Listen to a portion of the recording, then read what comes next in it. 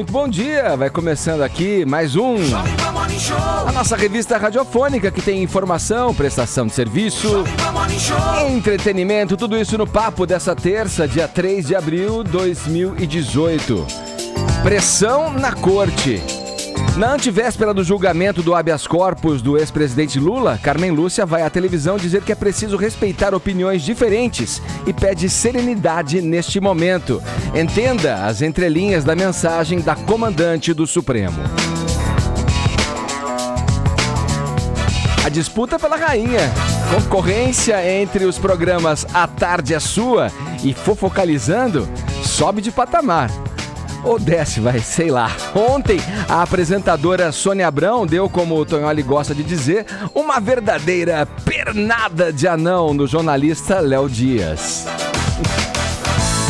Quem sabe faz ao vivo. Nessa manhã a gente recebe aqui no estúdio o vocalista da banda gaúcha Nenhum de Nós, o Teddy Corrêa. Ele e a sua trupe estão lançando um disco e vão se apresentar em São Paulo nos próximos dias 20 e 21 de abril. Daqui a pouquinho vamos bater um papo muito legal com ele para falar das músicas novas, para também saber daqueles papos clássicos e de outras cocitas mais. Afinal de contas, quem é que não se lembra desta pérola que eu toco agora no Morning Show?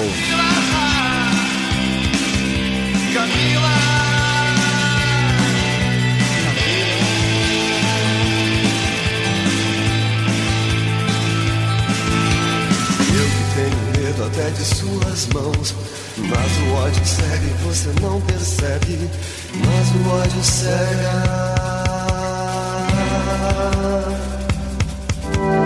É, o primeiro som deles, projetou a banda, né, pelo menos ao estrelato do rock pop brasileiro. Esses são alguns destaques do Morning, que tá só começando.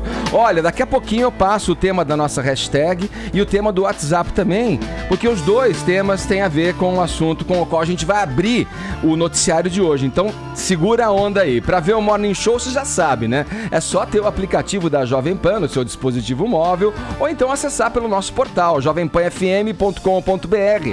Também tem o nosso canal, youtube.com/morningshowjp e conteúdo extra para você em todas as nossas mídias sociais. Estamos no Instagram e também no Facebook. Dê uma passada por lá, deixa o seu joinha que a gente fica amarradão e feliz da vida. Todos convidados a passarem a próxima hora e meia colados aqui na Jovem Pan. Vamos lá, diretamente com você, Paulinha. Bom dia. Diga, senhor Edgar, bom dia. Você tá trevosa hoje? Eu tô muito trevosa. Quem nos acompanha em imagem já tá vendo a camiseta multicolorida, assim como este cubo do rádio brasileiro. Que é estranho, né? A trevosa multicolorida. Pois Fica é. pra vocês pensarem sobre isso. Tá na camiseta, ó. Já achou a hashtag. Vamos lá, Paulinha, que história é essa aí da Arábia Saudita? Punir quem espionar o telefone do cônjuge, do parceiro. Quer dizer, aquela olhadinha marota pode ser punida na Arábia Saudita. Cuidado, Edgar. Hã? Cuidado. A curiosidade já matou o gato. É verdade. Tem uma banda com esse nome, Né? sabia? A The curiosidade Curiosity Killed the matou Cat. Pois é, agora lá na Arábia Saudita é o seguinte, marido e mulher, né, estão casados. Se resolver espiar o celular um do outro, pode dar ruim em muitos sentidos. Pode dar em prisão de 1 ano. E também em multa. A multa... Quanto? 440 mil reais, mais ou menos. Uma multa barata. Caramba. Não sei se é melhor ir preso ou pagar essa multa. Tá difícil. Essa é a pena máxima, né? A pena máxima é pra quem espiona e compartilha esses dados. Esse seria o caso mais sério, né? Então você foi lá, achou alguma coisa, espalhou por aí, talvez expôs, né? Usou ali de revenge porn, não sei o que você pode fazer com esse conteúdo que você encontrar no celular. Você fica imaginando numa situação, cônjuge, né? assim, tipo, numa relação pós-rompimento, assim, é isso. Aqui tá dizendo cônjuge, então é casado. É casado, né? É um tiro nos 4 pés, né? Porque, meu amor, você espionou, vou denunciá-lo. Então você paga uma multa pra você mesmo, como é que é? É um grande problema isso daí. Eu tô percebendo. É um grande problema, você não vai pagar pra pessoa, você vai pagar pro Estado, Edgar. Entendeu? Você vai pagar uma multa para o Estado, você vai ficar preso. Então é uma jogadinha do sultão? Eu não sei se é uma jogadinha. Pode parecer engraçado aqui, porque a gente tá falando em multa e prisão, mas na Arábia Saudita, que é uma população regida pelo islamismo, as leis são bastante severas. E, inclusive, para os considerados crimes virtuais, digamos assim, que são ligados à tecnologia e à internet. Até já foram criticados por instituições de defesa dos direitos humanos. Por exemplo, em 2015, teve um cara que foi condenado a receber 1.000 chibatadas, a 10 anos de prisão e a pagar uma multa mais ou menos no valor de R$800 mil por criar um site que tinha um fórum de debate público e que se chamava Árabes Sauditas Liberais. Então, assim, é meio sério lá o negócio, né? Agora, na espionagem aqui do celular, se for uma coisa light, só deu uma olhadinha, o cônjuge não gostou, foi lá, denunciou, o juiz pode também só te dar uma bronquinha, Ed, se for uma coisa tranquila. Depende agora, do que ele interpretar. Bom, dito isso, eu pergunto à senhorita, qual a nossa hashtag de hoje, hein? Uma hashtag que já está dando o que falar aqui no Twitter. As pessoas têm uma opinião forte a respeito disso. Hashtag não mexe no meu celular. Tem aquele gif, tem aquele meme, tem aquela história, a sua teoria a respeito dessa grande regra, eu não sei, estou esperando a participação de vocês aqui.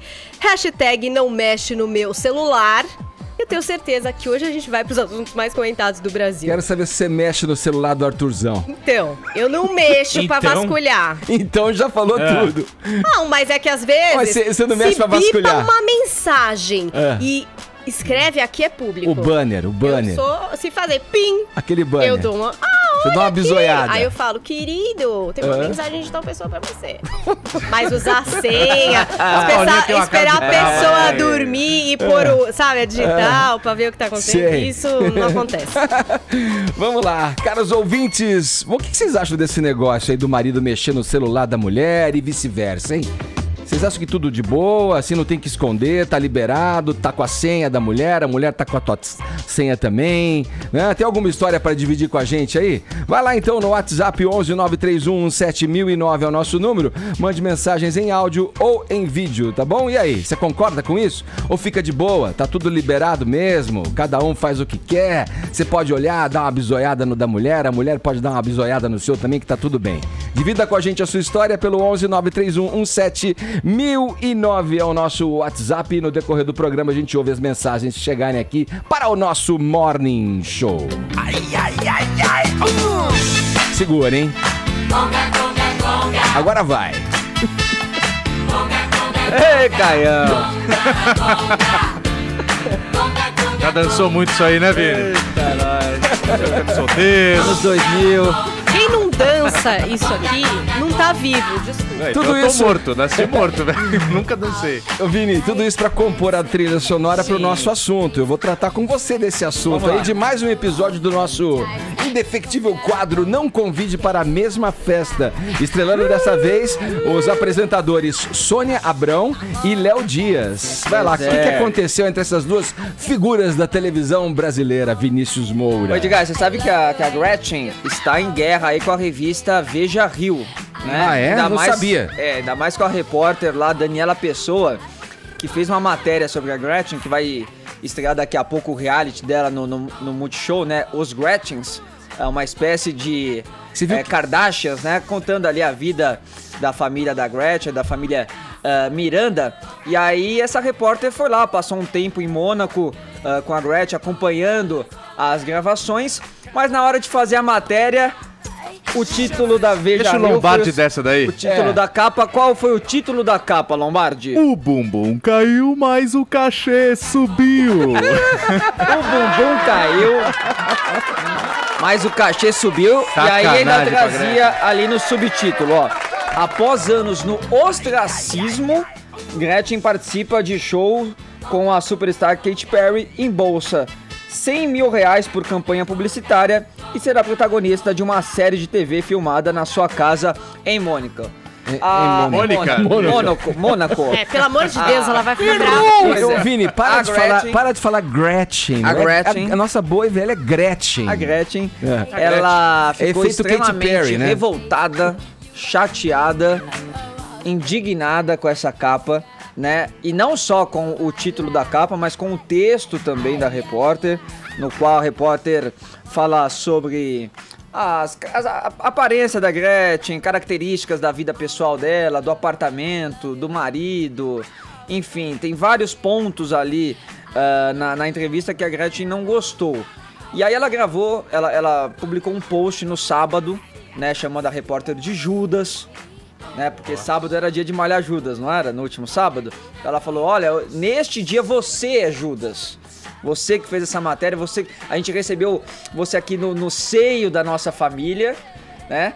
E você acompanhou... E o seio estava caído. Pois é.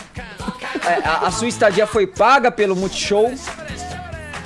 E você ficou aqui todos esses dias pra você fazer essa notícia. Ingrata. Pra você fazer essa matéria, né? Então a Gretchen já espalhou pra todos os amigos dela também, pra não darem mais entrevista para a Veja Rio e nem para essa repórter. Só que aí ficou só naquele post, né? E ontem, na segunda-feira, a televisão toda em busca aí da Gretchen pra Gretchen falar mais alguma coisa, né? Os programas de fofoca e todos queriam uma palavrinha da Gretchen. O Léo Dias, que trabalha no Fofocalizando, já tava certo, já tava combinado ali de entrar com a Gretchen ao vivo no SBT.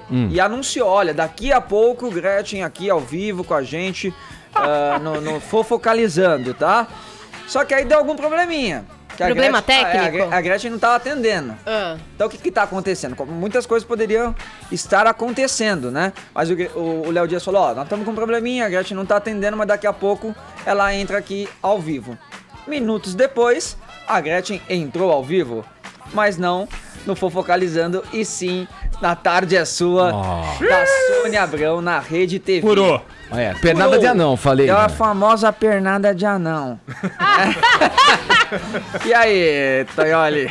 Furo jornalístico, Toguinho. Reclamam que os jornalistas não têm formação específica. A repórter da Veja é física. Ela apenas comprovou a lei da gravidade sobre a Gretchen. Pois é. Aí é o seguinte... E ela respondeu, Vini? Ela se pronunciou sobre isso aí ou não? Se pronunciou, nós já vamos pôr a palavra da Gretchen aí, mas ainda falando sobre essa treta entre Léo Dias e Sônia Abrão, o Léo na hora também não tava sabendo o que aconteceu, porque ele não tava vendo a Rede TV. Minutos depois da Gretchen entrar ao vivo com a Sônia Abrão, a Gretchen voltou e entrou com o Léo Dias no Fofocalizando, deu praticamente a mesma entrevista, as mesmas declarações, e só depois que o Léo Dias, né, quando ele saiu do ar ao vivo, que ele percebeu que tinha de fato acontecido. Ele fez um post no Twitter dele, falando que ele estava chocado, né, com essa atitude, com essa pernada de anão aí, e falou, olha, o que aconteceu foi o seguinte, nós estávamos ligando para a Gretchen, ela estava conectada já com a gente, só que aí começou uma ligação no Skype dela interferir. Essa ligação era da Sônia Abrão, e aí, da produção, né, do programa da Sônia Abrão, e aí atrapalhou a conexão deles, por isso que ela entrou primeiro lá na Rede TV e não no SBT. E aí ele falou que esse tipo de concorrência é uma concorrência desleal? Baixa, né? Uma concorrência desleal. Bom, então, mas peraí, ele não sabe se a Sônia Abrão já tinha combinado antes também. Mas eu também no lugar dele também ficaria muito fulo da vida. A Sônia não falou nada até agora, não se pronunciou sobre o caso até agora. Você estava até tentando entrar em contato com ela. A Carmen Lúcia falou algo? Mas Carmen Lúcia daqui a pouco deve... O STF Dá um vai parecer. julgar isso aí? Não vai sei. julgar qual lado está certo aí, se do Léo Dias ou da Sônia Abrão. Mas vamos então, Edgar, ouvir o que a Gretchen falou para o Léo Dias. Vamos dar essa moral pro Léo Dias, né? Claro. Porque era quem tava firmado já Grande ali. Léo, veio aqui. Cara bacana. Veio aqui também, um cara legal. Vamos ver tá na mão aqui. a indignação de Gretchen contra a mas Sônia capa da Abrão também é revista gente boa. Veja Rio. Também. Vamos lá, vamos ouvir. Você sabe que no meio da entrevista ela fala sobre a minha roupa, sobre a minha casa, sobre a decoração dos meus móveis, colocando isso como se a gente sabe, só porque a gente é artista a gente não pode ser simples. Só porque a gente é artista a gente não pode gostar de coisas simples. Verdade. A gente tem um gosto duvidoso, entendeu? Porque a minha casa não é uma mansão aqui, então eu tenho um certo gosto duvidoso. Mentiu sobre os valores do reality, sabendo que o reality foi publicado até o valor no Diário Oficial. Enfim, eu não sei qual foi o objetivo da entrevista, sinceramente. Bom, então aí, revoltada realmente com a revista Veja Rio, a Gretchen. Aqui eu tô com o tweet do Léo Dias, Edgar. Então ele fala, ó, quando eu saí do ar, do ao vivo hoje, eu comecei a entender tudo o que tinha acontecido e estou até agora chocado. Onde vamos parar? E aí um seguidor dele pergunta o seguinte, isso tem a ver com a concorrente, Léo? Aí ele fala, claro que tem. Estávamos conectados com a Gretchen desde as 2h30 da tarde. Quando eu falei no ar, começaram a ligar para o Skype dela e a conexão caía a todo instante. Ou Esse seja, detalhe é importante, então. seja, depois dele anunciar no ar... que começaram a ligar para É para a importantíssimo. Eu no lugar dele também ficaria muito bravo. Sim. No lugar da Sônia Abrão, não sei o que aconteceu. Só que, resumindo, ninguém que é telespectador tá interessado em saber, concorda? O cara não quer saber, será que a Sônia Abrão passou a perna? Ou o cara que tá assistindo focalizando, será que não? Cara, é um lugar... Ele que é o cara que tá produzindo o programa, ele tá bravo. Mesmo, as Mas quem tá produções vão assistindo, brigar sobre, né, tá nem pra ter aí. a exclusividade. Tô certo ou tô errado, ali, né? Arthur? Você tá sempre errado. Sabe que teve um tempo atrás também que teve uma grande polêmica da Sônia Abrão com o Geraldo Luiz. Que ela também teria roubado o entrevistado do Geraldo Luiz, que teria sido o pai do Carlinhos, lá o mendigo, depois que ele participou da Fazenda. Foi um caso parecido com esse aí. Vamos tentar falar depois com a Sônia pra ver se ela confirma se isso de fato aconteceu ou não. E eu li essa matéria aí da Veja Rio sobre a Gretchen. Queria falar, Gretchen, que eu te achei mais incrível e mais demais. É demais você ser simples e tocar a sua vida e hoje, de novo, ser reconhecida. Concordo que você não estava no ostracismo, também foram um pouco maldosos, mas a matéria só fez eu gostar mais da Gretchen e torcer pra dar certo esse reality show. Aí, pronto. Foi Temos assim que tão dar voz para a Sônia zoada. Labrão. Pra Tem quem? alguns pontos. Eu também li a entrevista fala bastante desse encontro dela com a Katy Perry, Fala. da série também, mas aí tem algumas palavrinhas que aí eu concordo da Gretchen ter ficado, fala do passado dela como atriz pornô, que é um assunto que ela não gosta de falar. Mas ela fez. Ela também fez, não pode mas querer aí, que o repórter não toque Não, mas no aí eu assunto. acho que ela achou que talvez isso não teria entrado na entrevista, né? Ela não pode aí, ser ó, editora agora. tem um ponto aqui, por exemplo, que a repórter diz o seguinte, né? Os Gretchens coincidem com um excelente momento na carreira da carioca de 58 anos. Gretchen. Depois de amargar anos no purgatório da cultura trash brasileira, a rainha do bumbum renasceu como a rainha dos memes e virou estrela internacional. E eu acho que essa Qual que é a maldade? Purgatório, eu acho que pegou esse ostracismo. purgatório, ostracismo. Deve doer pro Mas vai artista. dizer que Porque 3 ela- anos atrás a Gretchen era super celebridade. Chegaria aqui e tava todo mundo pagando todo Gretchen mundo pra ela. saberia quem é a Gretchen, Não, gente. a Gretchen tudo foi bem. famosa. Todo Ó, mundo a sabe Gretchen quem tá é aqui na linha com a gente pra conversar com a... E não Alô? tá mais. Não tá E mais. derrubaram. A Gretchen nunca ficou Não tá fora mais, da- a Sônia Abrão da ligou e televisão. derrubou. Ó, Gui, vamos seguir, vai. vamos em frente. Gretchen, vem aqui no programa falar do reality. Boa, isso aí, tá convidada aqui no ar, Gretchen. Vamos lá, agora a gente segue a Brasília, só que antes a gente vai conversar aqui com o Caio um pouquinho a respeito desse tema, porque às vésperas do julgamento do habeas corpus do Lula, marcado para amanhã, o Supremo Tribunal Federal virou palco de uma batalha de narrativas. Lá chegaram abaixo-assinados a favor e contra a prisão após condenação em segunda instância. Ontem à noite, a ministra Carmen Lúcia, presidente do STF, fez um pronunciamento na televisão. Vamos lá, Caio, quais os detalhes da fala da Carmen Lúcia? Bom, foi um pronunciamento que foi ao ar pela TV Justiça, como você falou, por volta das 6h30 da noite. Um pronunciamento de aproximadamente 3 minutos. Nesse pronunciamento, a ministra presidente do Supremo Tribunal Federal bateu bastante na tecla sobre a violência social, não a violência do dia a dia, mas a violência que está instalada hoje em dia na sociedade por conta da guerra de opiniões. E ela, por conta disso, defendeu o respeito às opiniões diferentes e também pediu serenidade para que as diferenças ideológicas não resultem numa desordem social. Vamos ouvir. Tempos de intolerância e de intransigência contra pessoas e instituições. Por isso mesmo, este é um tempo em que se há de pedir serenidade. Serenidade para que as diferenças ideológicas não sejam fonte de desordem social. Há que se respeitar opiniões diferentes. O sentimento de brasilidade deve sobrepor-se a ressentimentos e interesses que não sejam aqueles do bem comum a todos os brasileiros. A República Brasileira é construção dos seus cidadãos. A pátria merece respeito. O Brasil é cada cidadão a ser honrado em seus direitos, garantindo-se a integridade das instituições responsáveis por assegurá-los. Esse é só um trecho desse vídeo, desse pronunciamento que durou 3 minutos e 18 segundos, publicado na TV Justiça ontem. A fala da ministra presidente do Supremo Tribunal Federal, Carmen Lúcia. Eu só gostaria de fazer uma observação. Esse vídeo, esse pronunciamento da Carmen Lúcia, desde ontem, às 6h30 da noite, até agora, tá em alta no YouTube. É um dos vídeos mais vistos em toda a rede. E justamente hoje, dia 3 de abril de 2018, em mais de 100 cidades, em mais de 4 países, haverá uma porção de atos em favor da decisão de amanhã, em favor da prisão do ex-presidente Lula, ou seja, é a população apoiando o Supremo Tribunal Federal. Há também uma série de abaixo-assinados feitos, entregues, pedindo a prisão do ex-presidente Lula. O país mudou. Cada vez que a gente fala de política aqui e eu, Caio Rocha, cometo um deslize, eu sou cobrado.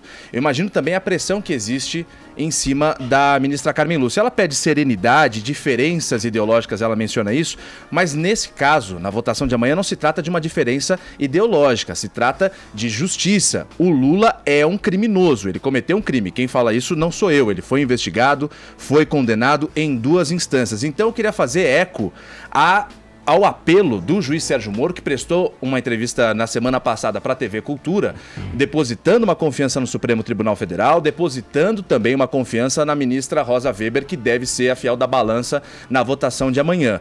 A gente sabe que existe uma pressão em cima da senhora ministra Carmen Lúcia, mas todo o povo brasileiro que me cobra também na internet, eu tenho uma representatividade perante a responsabilidade do STF minúscula, mas cobra a senhora, existe uma pressão dos seus colegas ministros, mas o povo brasileiro que está indo para a rua hoje está em apoio com a senhora e conta com a serenidade dela e dos ministros que estão no time sério do Supremo Tribunal Federal, que estão no time que vão manter o entendimento de 2016, porque soltar o Lula é justamente colocar em xeque, colocar em risco toda a credibilidade da Operação Lava Jato.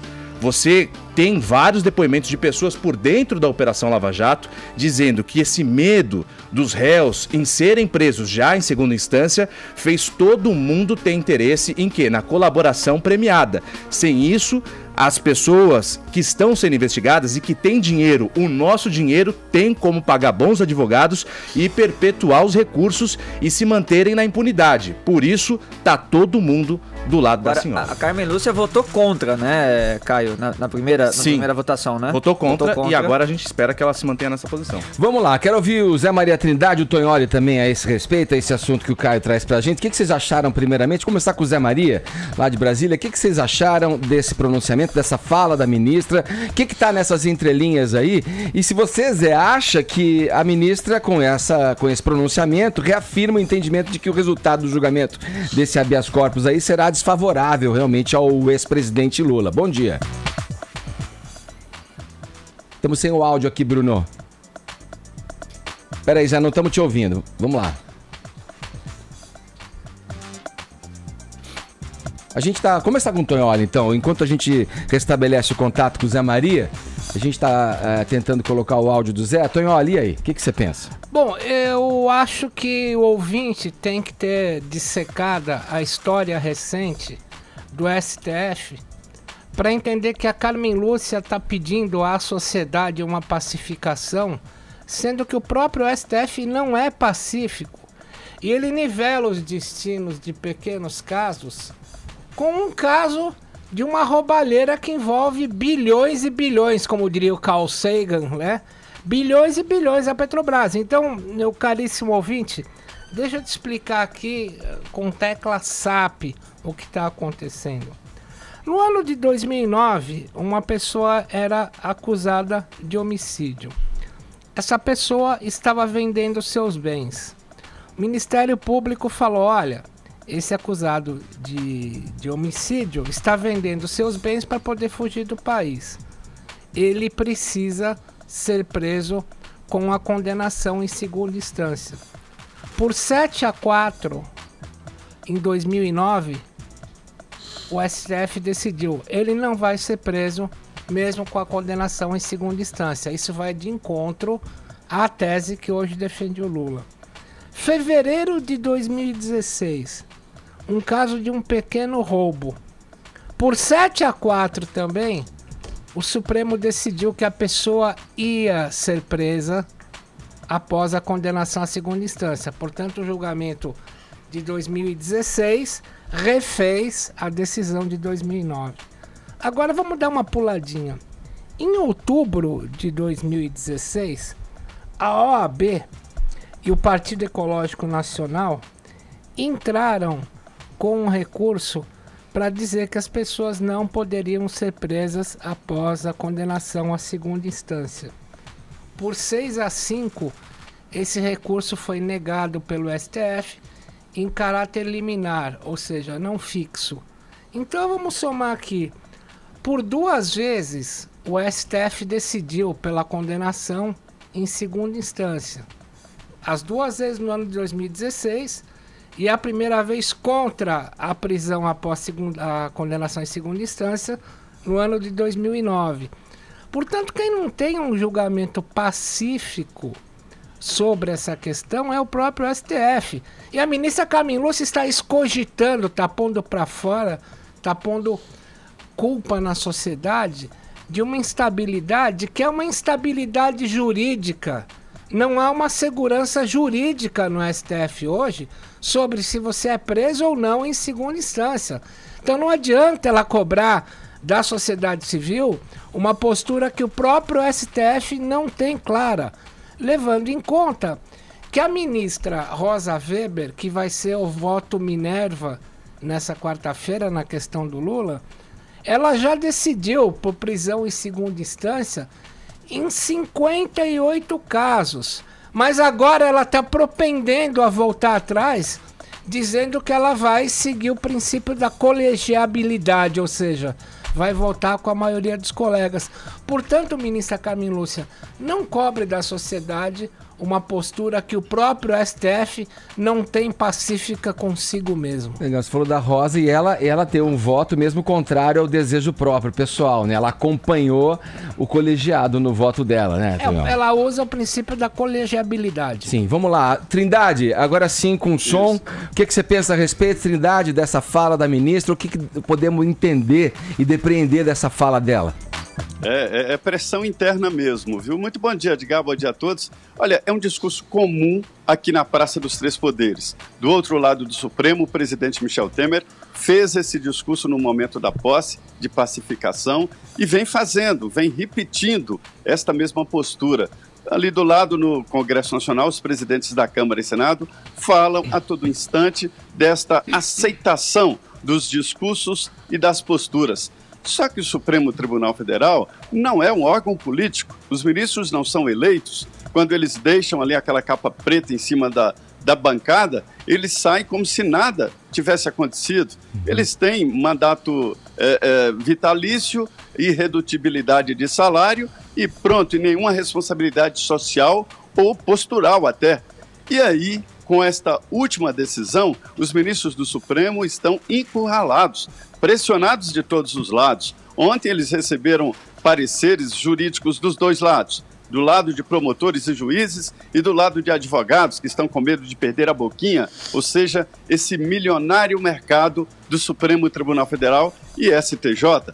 E aí os ministros não estão aparecendo publicamente, não estão podendo viajar em avião de carreira, pressionam a ministra. A ministra está preocupadíssima com a segurança. Se reuniu com o diretor-geral da Polícia Federal, o doutor Garolo, se reuniu com seguranças da Câmara e com representantes da Secretaria de Segurança Pública daqui do Distrito Federal. Então são duas pressões, a externa e a interna. Esse discurso internamente de pacificação é no sentido de que o povo aceite qualquer que seja a decisão do Supremo Tribunal Federal. São tempos difíceis, viu, Edgar? Colocaram fogo no Brasil e ninguém tem um antídoto, né? Pois é, e aí todo o clima já criado, né, com divisão, né, quem vai se manifestar na frente do Supremo, quem vai estar à frente do Congresso Nacional, quer dizer, tem todo um clima também armado aí em Brasília, né, Trindade? E eu acho que essa fala vem exatamente junto ao diretor da Polícia Federal, no sentido de buscar, mesmo que de uma maneira contraditória, segundo o que o Tognoli fala, né, que o próprio Supremo não atende a essa expectativa de apaziguar as coisas, já que a gente teve um embate aí deplorável entre os ministros Barroso, Gilmar Mendes recentemente, e pedir para a população apaziguar os ânimos aí é uma contradição segundo o que o Tognoli disse, mas tá montada essa batalha e o cerco em cima do Supremo Tribunal Federal.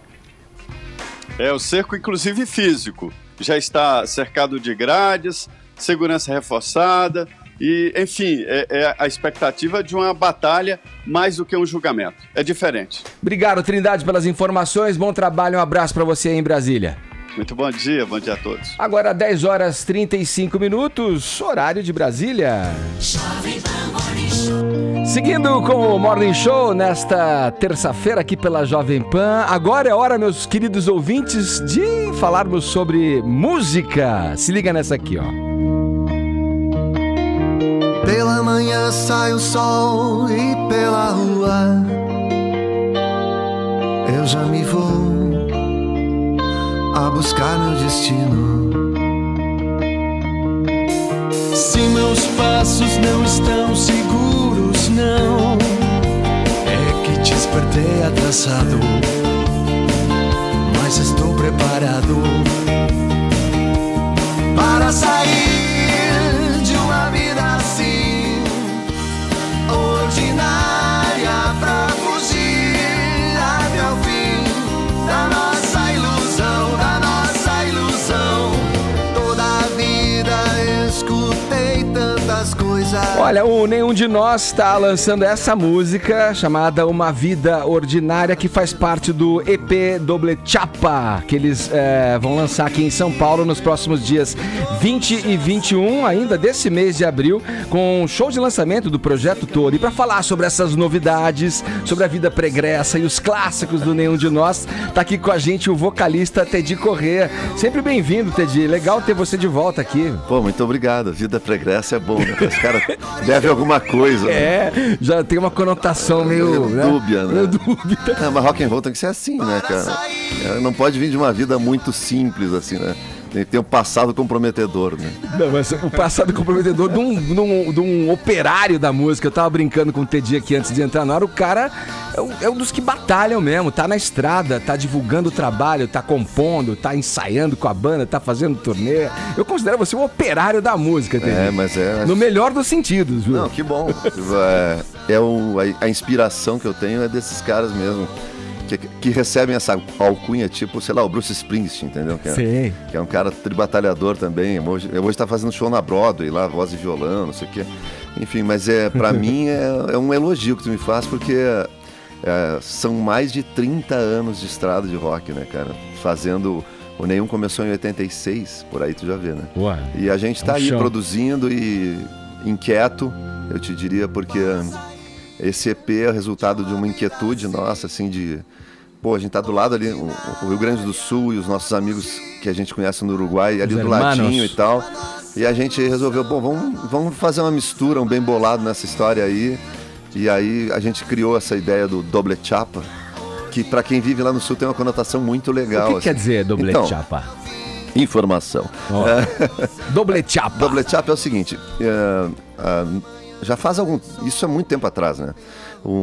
A pessoa que morava ou mora ali naquela fronteira entre o Rio Grande do Sul e o Uruguai, porque às vezes por obrigação do profissional, qualquer coisa, tinha que circular, passar a fronteira, voltar a fronteira, não sei o quê, ou às vezes até para aproveitar o preço do combustível mais barato e tal, não sei o quê, os caras tinham no carro duas chapas, ou seja, duas placas. Sim. Então tu olhava o carro lá, tinha duas placas, uma placa do Brasil e uma placa do Uruguai. Pra quê? Pra que o cara passasse sem ter, toda vez que tivesse que passar, ou se trabalhava alguma coisa, não ter que estar prestando satisfação, alguma coisa assim, pra facilitar a vida dele. É a dupla cidadania da caranga. Exatamente. Só que isso, com o passar do tempo, adquiriu um outro significado, que tem a ver mais com a cultura, que são aquelas pessoas que têm uma identidade com os dois lados. Então, esse artista aqui é um artista doble chapa, entendeu? Ou seja, ele é um brasileiro que tem uma influência da música uruguaia, ou é um uruguaio que gosta da música brasileira.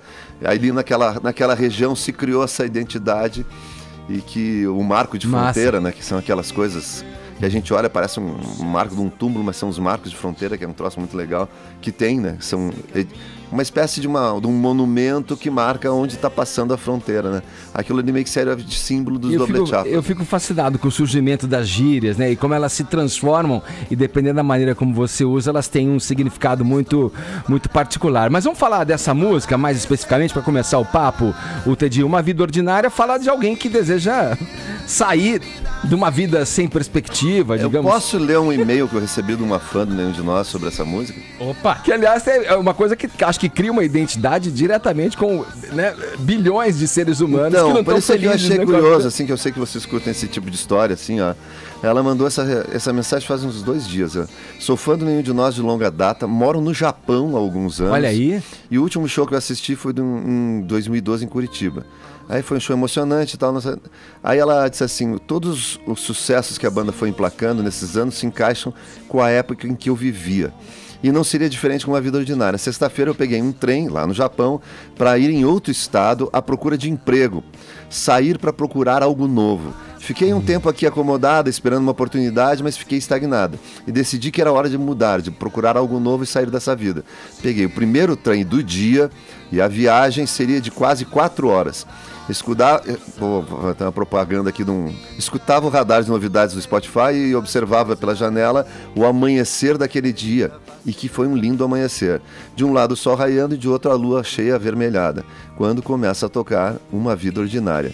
Me emocionei porque a música descrevia naquele momento, me descrevia naquele momento. E isso me trouxe mais força para continuar essa jornada. Olha aí, que legal. E as histórias de vocês sempre têm uma ligação direta com a tua base de fãs, né? Eu lembro da história que você contou de Camila, talvez a gente possa resgatar um pouco dela brevemente, né, dessa música. Claro. E o que essa música propiciou para uma ouvinte em particular. Mas vocês estouraram pro cenário musical brasileiro ali durante os anos 80, na metade dos anos 80, fizeram muito sucesso com essa base naquele formato ainda das grandes corporações da indústria da música, e depois tiveram que viver numa onda mais independente, low profile, por uma imposição do próprio mercado que se transformava ali. Como é que vocês lidaram com essa questão do sucesso, já que vocês eram uma banda estourada, né, pro Brasil inteiro, a partir desse hit Camila, mas aí já de outros também que vocês construíram no decorrer da caminhada do Nenhum de Nós? Então, sabe que é uma coisa muito legal de falar sobre isso, porque uma das coisas que eu mais respondo é assim, o que o artista tem que fazer para conseguir levar adiante a sua carreira e tal. E a resposta a gente tem justamente na nossa história. O Nenhum de Nós começou por uma ideia de uns caras que estavam a fim de fazer uma banda, que estavam a fim de dizer coisas, de colocar coisas, de escrever canções e tal. Não foi uma gravadora que fez a gente começar, entendeu? E quando a gente terminou o contrato com a gravadora, algumas pessoas disseram, o que vai ser agora? E a gente sempre disse, olha, não foi uma gravadora que começou com a gente, não vai ser uma gravadora que vai terminar. Ou seja, a partir daquele momento que a gente saiu dessas relações com grandes corporações, a gente passou a procurar e encontrou o nosso verdadeiro público. Porque aquela parada de sucessos ali que tinha Camila, Astronauta, Sobre o Tempo, não sei o que tu ia nos grandes programas de televisão lá, sei lá, o Faustão, não sei o que, é uma ilusão aquilo ali, porque aquela galera ela tá interessada no top 40, né? Que estiver fazendo sucesso estão interessados. Se tu sai dessa lista, eles já não estão tão ligados em ti, porque eles estão ligados no próximo artista que entrou. E uma banda ou um artista que tem vontade de ter uma carreira sólida, ela tem que encontrar o seu próprio público, né? Então esse aprendizado foi muito bom, porque logo que a gente se deu conta que a subsistência e o nosso ideal de uma banda não estava na parada de sucesso, mas sim encontrar um público, a gente começou a trabalhar com uma banda independente. E isso foi lá em 1992. Boa. Eu queria te fazer uma pergunta, Teddy. Você estava falando agora de gravadora, sair de gravadora e tal. músico, eu tenho pra mim, de ouvir depoimentos de outros músicos e tal, que é difícil, é matar um leão por dia e tal. Tem perrengue de grana, vocês estão há mais de 20, 30 anos aí na estrada, vocês devem ter já passado por momentos que você fala, meu Deus, não tem nada rolando, tá difícil. Tem essas fases, esses altos e baixos aí ao longo da carreira? Mas com certeza, cara. Mas isso é uma coisa... Uma vez eu vi um filme, Sessão da Tarde, de uma banda de rock, uma coisa super inocente, boba até, sabe? Mas no meio do filme, eu vendo aquele filme, um cara falou uma coisa assim, que é a coisa mais certa que eu já ouvi sobre a história de uma banda. O cara perguntou pra ele assim, mas o que é preciso pra ter uma banda? E o cara falou na lata, assim, aguentar os momentos de baixa. Tem mais de baixa ou de alta? Né? Não é se tem mais. Às vezes basta um momento de baixa. Que se o cara não tiver fibra, como se diz, ele não aguenta. Entendeu? Então tem quantos artistas, bandas, projetos que a gente já ouviu, começaram super bem, fizeram sucesso. Na primeira crise que tiveram que enfrentar, a coisa desandou, entendeu? Então acho que isso é uma demonstração que eu trago do Nenhum, que é impressionante, assim, cara. São mais de 30 anos com a mesma formação. Os 3 que começaram continuam juntos. Depois entraram mais 2 caras que estão há mais de 25 anos junto com a gente. Ou seja, a galera acredita no que a gente está fazendo. Nós, como banda, temos uma fé no nosso projeto. E isso aí é que te faz aguentar um troço baixa mesmo. Por exemplo, a gente em 1994, a gente lançou o primeiro acústico de uma banda de rock no Brasil. E aí, quando se fala acústico, o primeiro acústico estourou. O disco vendeu mais de 200 mil cópias na época e tal. Mas a gente naquele ano fez 12 shows.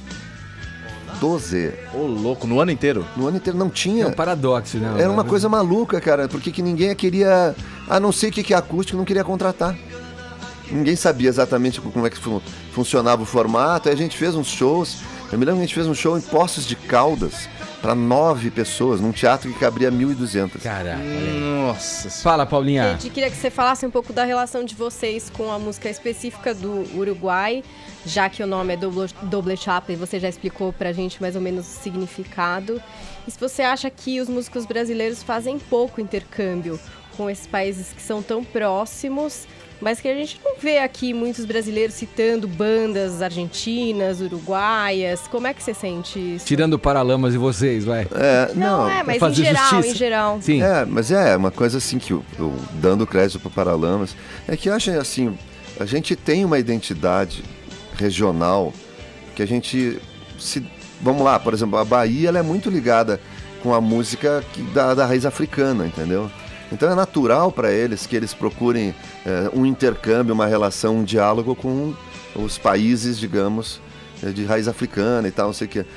A gente mora ali do ladinho do Uruguai, entendeu? Mora pertinho da Argentina. A gente entende melhor a linguagem, já nasce entendendo melhor a melodia que existe na língua no castelhano e tal, né? E o Nenhum sempre buscou isso. Desde o início eu tenho na minha raiz de rock, assim, uma influência muito grande do rock argentino, que é super forte, entendeu? E que, por exemplo, pouca gente sabe, mas o Capital, aquela música A Sua Maneira, é a versão de um grande sucesso de uma banda de rock argentina, né? E que a gente tem a lembrança de que a primeira vez que o Dinho ouviu essa banda, Soda Stereo, foi numa festa que teve lá na casa de um amigo nosso em Porto Alegre. E tem uma curiosidade dessa música, Teddy, que o Paralamas já havia gravado no né? Nove Luas. No Nove Luas, essa música. E depois o Dinho gravou com o Capital e disse que não sabia que o Paralamas já tinham gravado essa música com outro nome. Não me lembro agora o nome do que ele... Eu acho Música Ligeira. Música Ligeira, isso aí. Exatamente. Música Ligeira e A Sua Maneira ficou do Capital. Mas é uma coisa que é bacana, acho que a gente faça, sabe? Porque é muito fácil a gente se voltar de frente pro oceano e buscar as nossas influências anglo-saxônicas na Inglaterra e tal.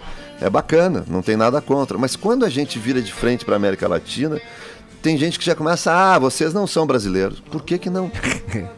O que eu ouvi já disso, vocês não são bem brasileiros, né? Mas por que não? Se a gente o sul do Brasil está tão próximo dessa influência, por que a gente não reconhece ela como uma influência e que a música brasileira possa dialogar com ela e tudo mais? Eles lá recebem muito bem a música brasileira. Sim. E a música brasileira torce o nariz para a influência latina. Eu me lembro de uma época que era assim, o cara tá cantando em espanhol, nossa, que coisa brega. Verdade. Meu Deus do céu, né, Verdade. Ô, Teddy, mas aí tem um outro lado assim também, porque dizem que o gaúcho ele é muito bairrista, né? Então também querendo se desvincular um pouco também da imagem de ser brasileiro como todos, né? Você concorda com essa afirmação de que o gaúcho até, se pudesse, faria ali só o Rio, separaria o Rio Grande do Sul não, isso aqui, infelizmente, do resto do Brasil? Isso acontece ou não? Não, isso tem um grupo de pessoas que é bem restrito e eu vou te dizer assim, desculpem os gaúchos, eu tenho vergonha desse tipo de coisa, entendeu? Porque eu acho legal tu perguntar porque eu tenho que falar a respeito disso. Nós somos gaúchos e brasileiros, entendeu? Com orgulho e nada mais do que isso, do lugar que a gente vive. Perfeito. Tipo assim, qual é o outro lugar que as pessoas sabem decorar o hino do seu estado? No Rio Grande do Sul, quando toca o hino nos jogos de futebol, onde for, todo mundo sabe a letra e decora. Porque desde sempre, na escola, na educação que a gente recebeu, a gente cantava aquele hino, cantava o hino à bandeira, não sei o quê. Então existe uma identificação, é uma questão de identidade, que alguns caras extrapolam e dizem assim, não, vamos separar. Eu não quero, nunca quis. A gente sempre foi muito bem recebido no resto do Brasil por ser gaúcho, e eu acho uma bobagem, um desserviço, que algumas pessoas falam, não, tem que separar. Separar pra quê? Que se acham melhores? Pelo amor de Deus, né? Teddy, dá pra gente ouvir uma palhinha de Camila e você sintetizar rapidamente a história da garota, né? Que tem uma história bonita em torno dessa canção, ela né? Ela é uma história bonita e ao mesmo tempo triste, né, cara? Porque ela é uma história real de uma menina que passou por uma situação, e uma menina que a gente conhecia, que passou por uma situação de abuso, de violência, e a canção fala disso, porque por isso que tem a vergonha no espelho naquelas marcas, sim, os olhos insanos que passavam de vigiar e tal. O que aconteceu com ela é que com a canção, é que desde que ela saiu se transformou num sucesso, assim, foram inúmeras as vezes que vieram pessoas depois do show, ou até me encontrar em situações na rua e tal, conversar, e a frase era, eu sou uma Camila da vida real. Passei por uma situação parecida, tive que enfrentar abuso, tive que enfrentar violência, e a canção me ajudou, porque ao ouvir a canção, eu me dei conta que eu não estava sozinha nessa. Olha lá. Então, são muitas mesmo as histórias, algumas muito pesadas, muito trágicas até, que as pessoas já haviam contar depois de ter superado e tal, e a canção se transformou nisso, um libelo, né, um hino para algumas pessoas em relação a isso. Ali eu encontrei minha força. Porque a Camila, quando ela é gritada desse jeito, é um grito de liberdade, para enfrentar essa situação e passar isso. Então, por exemplo, recentemente teve uma campanha do Ministério Público de Roraima contra o abuso, contra a violência contra a mulher, né? Contra a violência de gênero, e toda a campanha foi baseada em cima da letra da Camila. Maravilha. Então, bacana, é aquela história, hein? né? A gente fala de Uma Vida Ordinária, fala de Camila, fala de outras tantas histórias que as pessoas acabam se conectando porque diz respeito à vida delas. Né? Legal, Teddy. Vamos ouvir um pouquinho? Vamos. Vai lá.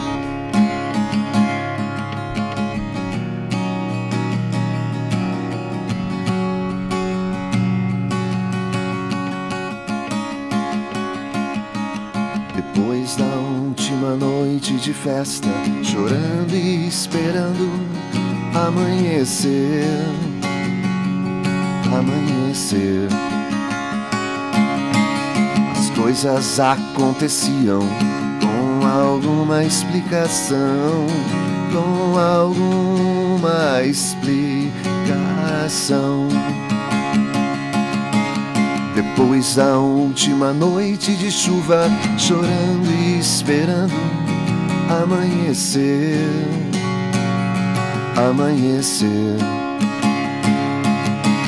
Às vezes peço a ele que vai embora, que vai embora.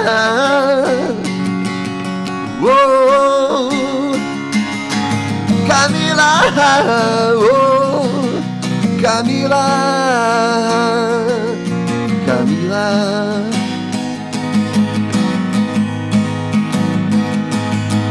Camila, oh, Camila, Camila.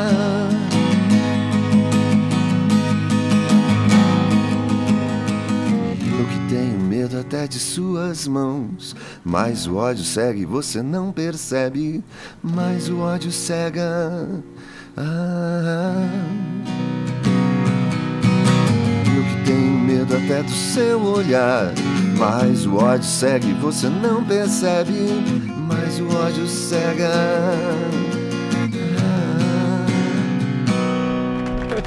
Uou! Boa, Teddy!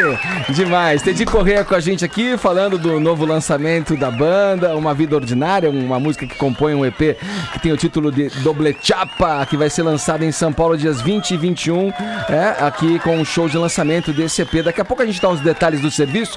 Teddy continua um pouco mais com a gente aqui, a gente já volta no Morning, agora 11 horas 2 minutos, horário de Brasília.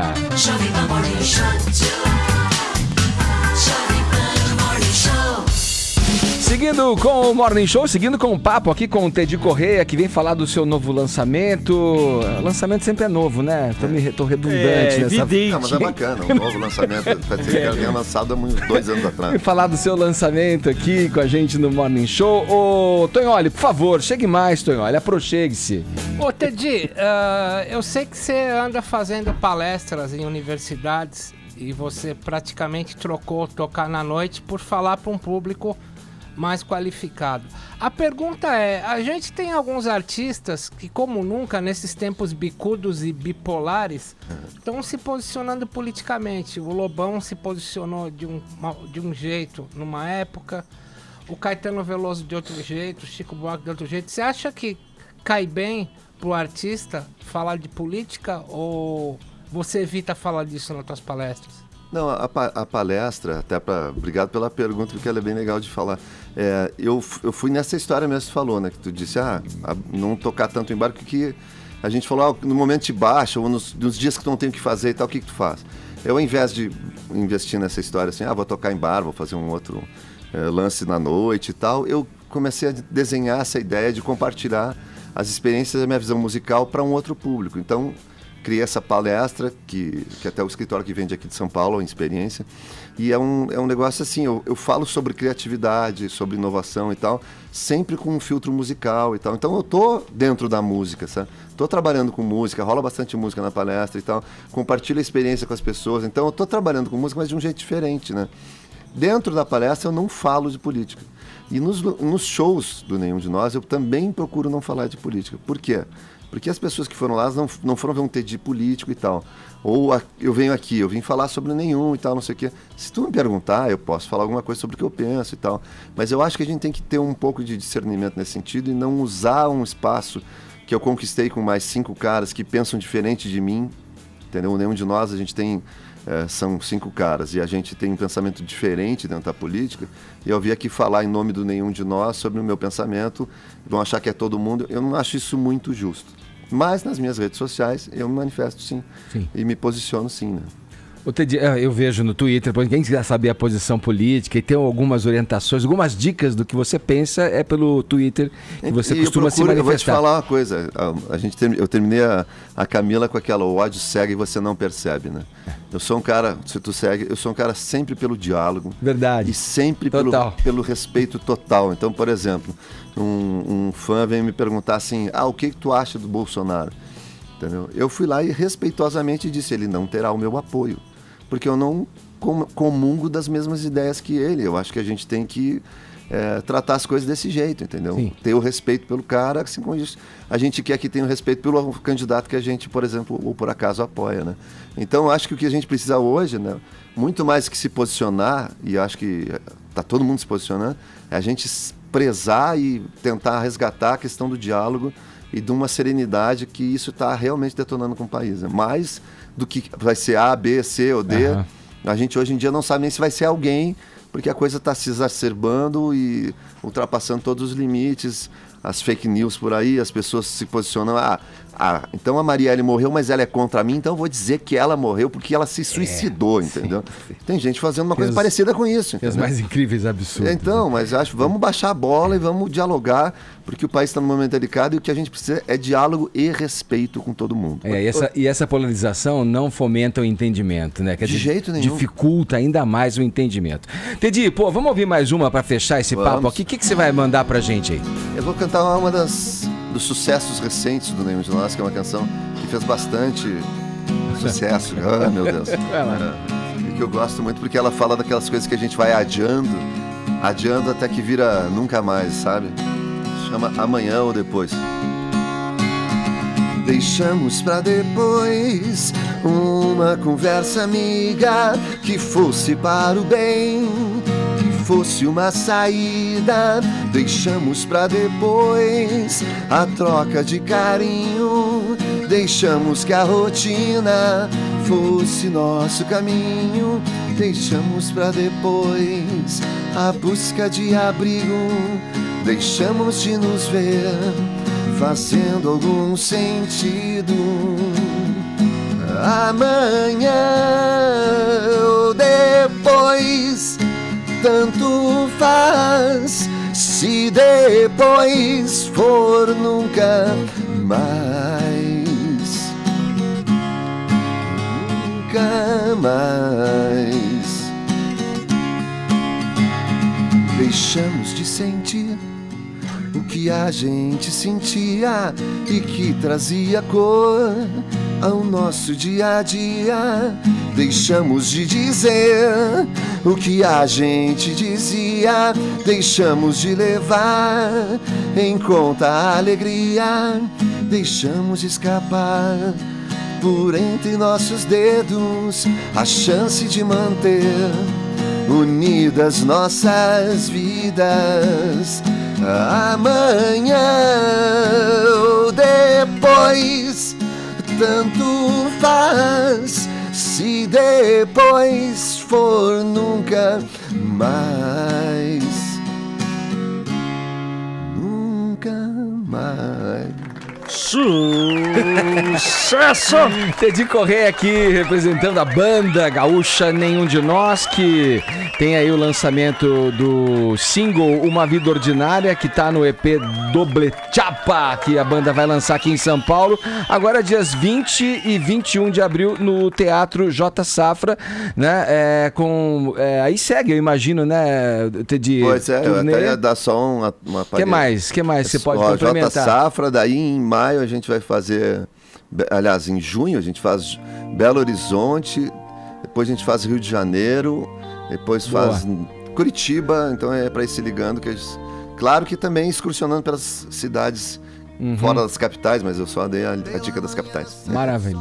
Teddy, obrigado, viu? Um abração pra você, muita sorte aí mais pra você. Muito obrigado a vocês, o papo aqui é sempre muito bom, cara. Boa, vamos lá, vamos em frente agora, 11h15, horário de Brasília.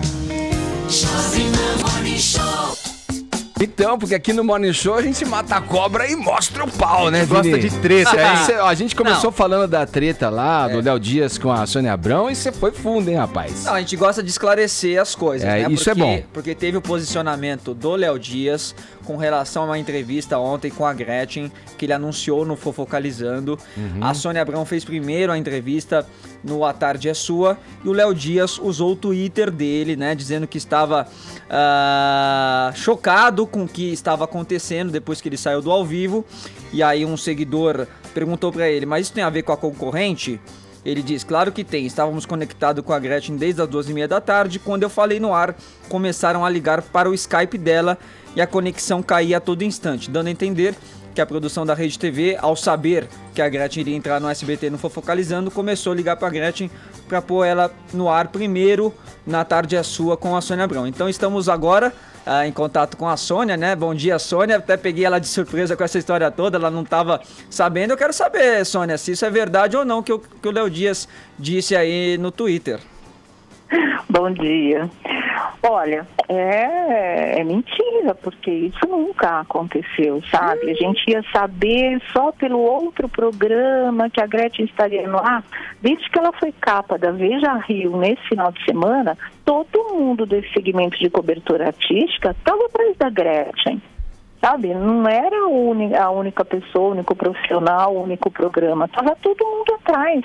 Eu chamei a Gretchen no ar e não estou sabendo se é o primeiro, se é o segundo, se é o terceiro programa que ela está atendendo. Não me interessa. Me interessa levar para o meu público a informação em relação a esse assunto. Ela iria falar com a gente qualquer que fosse o horário, qualquer que fosse o dia. O que eu quero é levar a informação para o meu público, entendeu?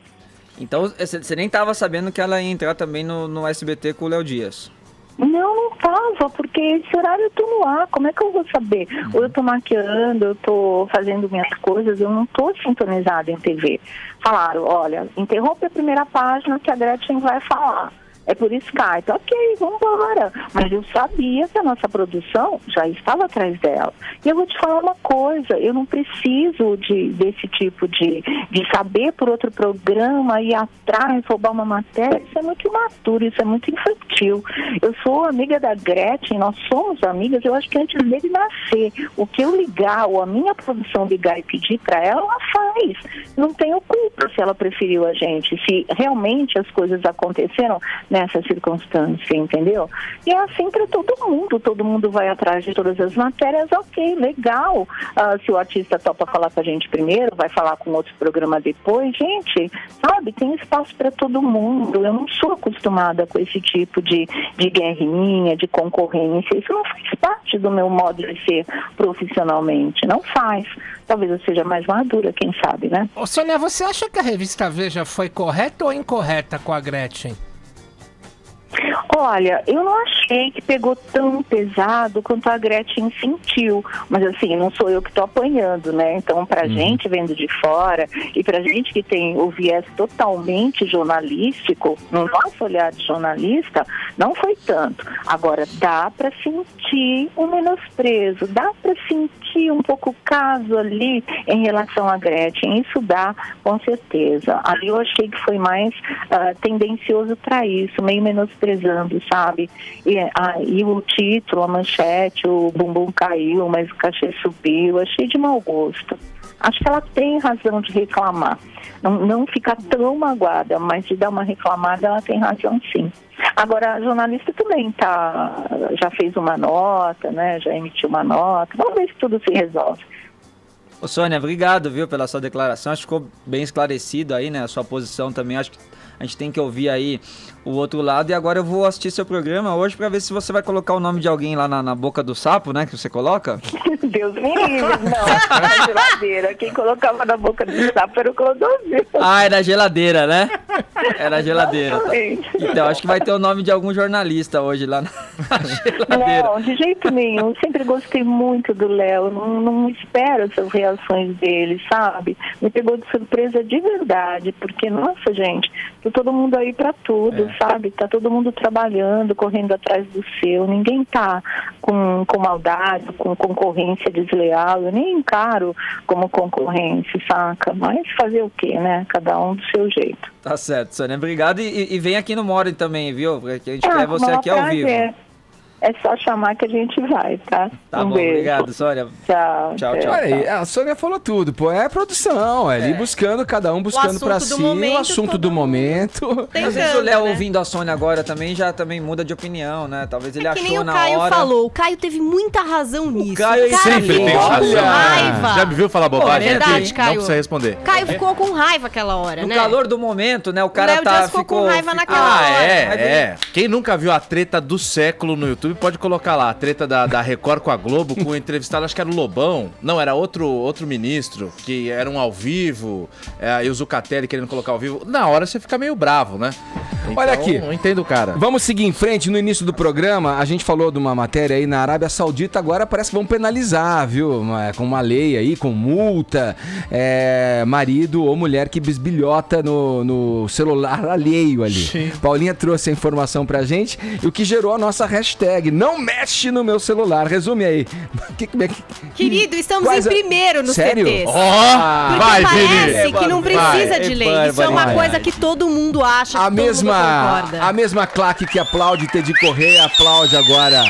CTs, primeiro lugar, o assunto mais comentado deste país, hashtag não mexe no meu celular. Tem uns tweets maravilhosos separados. Ana Clara, odeio quando perguntam qual é a senha do meu celular. Meu anjo, se tem senha, não é pra mexer, né?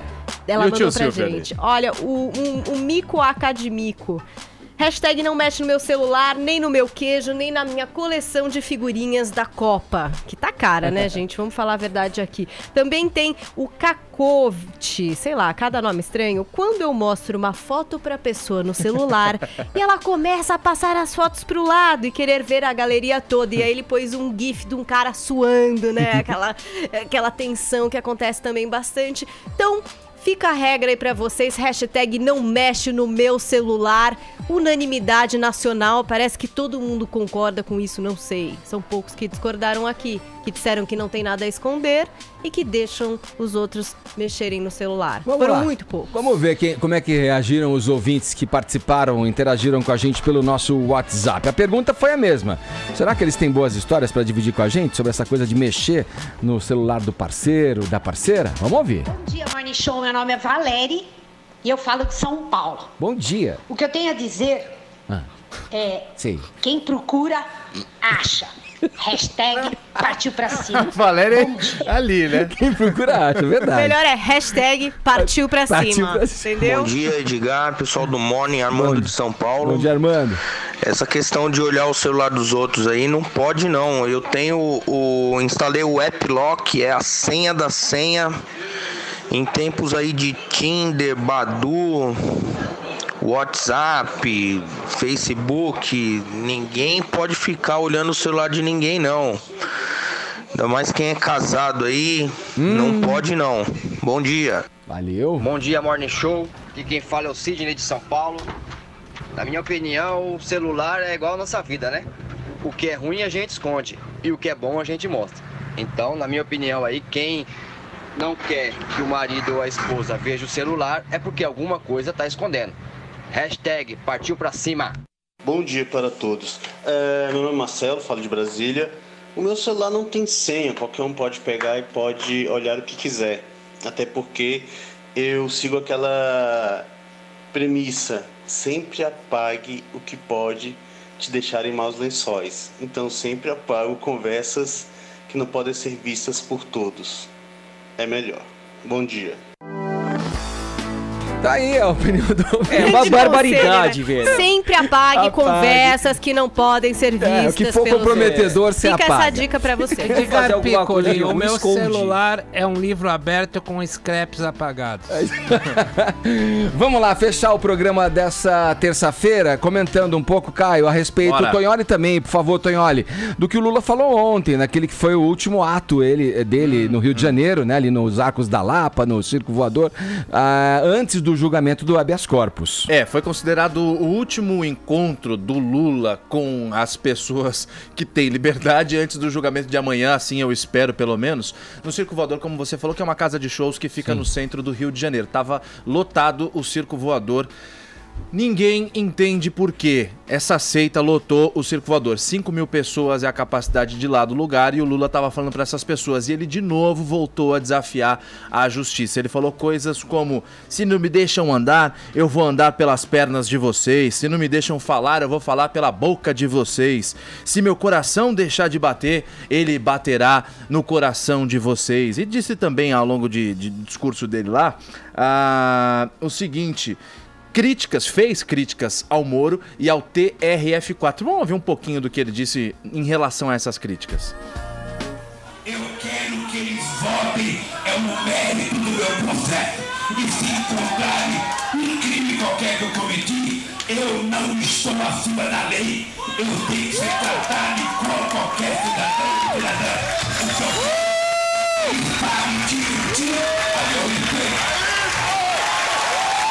Bom, Lula falou, eu quero que encontrem uma prova a meu respeito. Bom, o juiz Sérgio Moro já condenou, o TRF4 já condenou 2 vezes o Lula, tem prova o suficiente. Põe no Google que tem fotos que foram anexadas à denúncia e você vai ver. Inclusive no site do Tonholi tem lá, é só jogar no Google, Cláudio Tonholi, foto Lula, e vai achar. Tô certo ou tô errado? Ô, Tonholi, obrigado pela Os caras veem o Lula meio como uma entidade, né? A entidade.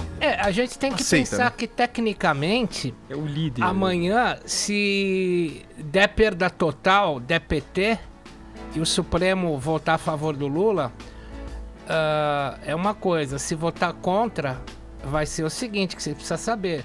O Moro pode não mandar prender, esperando que o Lula entre no TRF4 com o embargo do embargo. que é pra atrasar, pra procrastinar. Sim. Quero lembrar o seguinte, o Lula tem até 15 de agosto para fazer o registro da candidatura e o PT tem até 17 de setembro para substituir o candidato caso o Lula Não se possa. torne inexequível. Boa.